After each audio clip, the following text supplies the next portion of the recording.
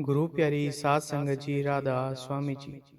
स्वागत है आप सबका एक और नई वीडियो में।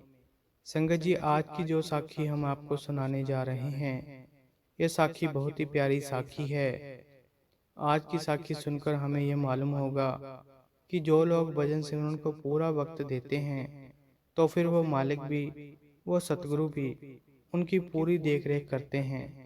अगर हम सतगुरु का दिया हुआ काम करते हैं, भजन सिमरन करते हैं, तो फिर सतगुरु भी हमारे काम खुद करने के लिए आ जाते हैं।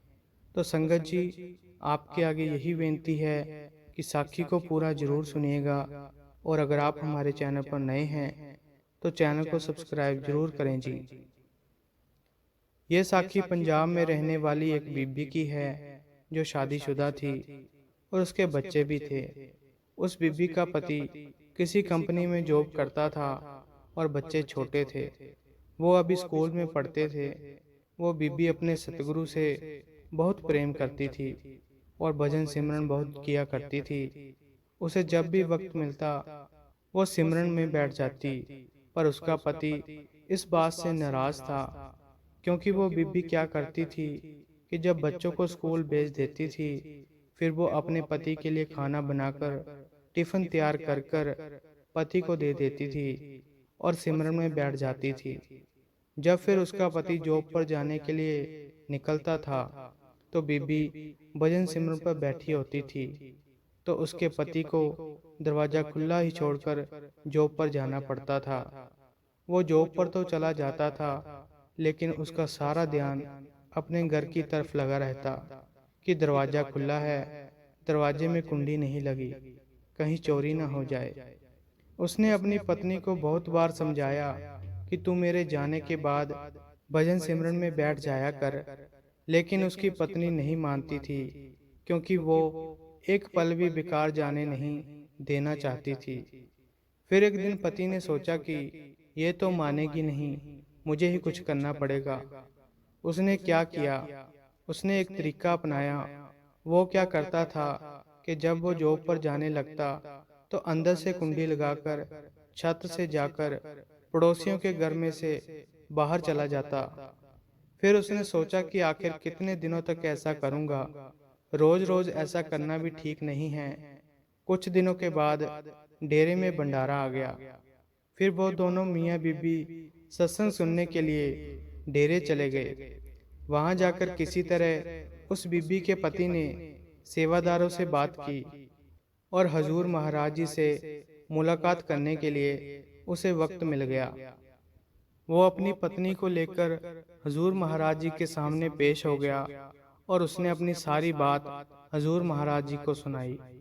जब हजूर महाराज जी ने उनकी सारी बात सुनी, तो वो खिलखिलाकर हंस पड़े और उस बीबी को कहने लगे कि शाबाश बेटा, तू ऐसे ही भजन सिमरन करती रहना। तो उस बीबी का पति बोला कि हजूर, मैं तो इसकी शिकायत आपके पास लेकर आया हूँ और आप इसे शाबाशी दे रहे हैं। तो हजूर महाराज जी ने कहा कि तेरी परेशानी क्या है। उसने कहा, महाराज जी, मैं जॉब पर चला जाता हूँ, पीछे से कुंडी कौन लगाएगा, दरवाज़ा खुला रहता है, कोई चोरी ना कर ले। ये तो भजन सिमरन में बैठी होती है। हजूर ने कहा कि अब एक कुंडी के लिए भजन सिमरन को छोड़ना ये ठीक नहीं है। बाबा जी ने कहा, अगर बात सिर्फ एक कुंडी की है, तो आज से कुंडी की जिम्मेदारी मेरी है। तुम जॉब पर चले जाया करो, मैं कुंडी लगा दिया करूँगा, पर तू इसका भजन सिमरन मत छुड़वा। उसने कहा, ठीक है हजूर। फिर वो दोनों वापस घर आ गए और अगले दिन जब वो जॉब पर जाने लगा, तो दरवाज़ा ऐसे खुला छोड़कर थोड़ी दूर जब गया, तो उसके मन में ख्याल आया कि जाकर एक बार दरवाज़ा देख तो लूं कि कुंडी लगी है या नहीं। संगत जी, जब वो दरवाज़ा चेक करने के लिए वापस आया, तो उसने देखा कि दरवाजे में कुंडी लगी हुई थी, दरवाज़ा लॉक था। ऐसे ही उसने पता नहीं कितनी बार चेक किया, पर हर बार बाबा जी आकर कुंडी लगा देते थे, क्योंकि हजूर ने कहा था कि आज से कुंडी की जिम्मेदारी मेरी है, तू जॉब पर चला जाया कर।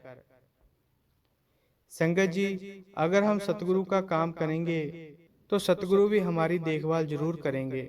वो हमारा काम करने से पीछे नहीं हटेंगे। बस हमने अपने फर्ज को नहीं भूलना है।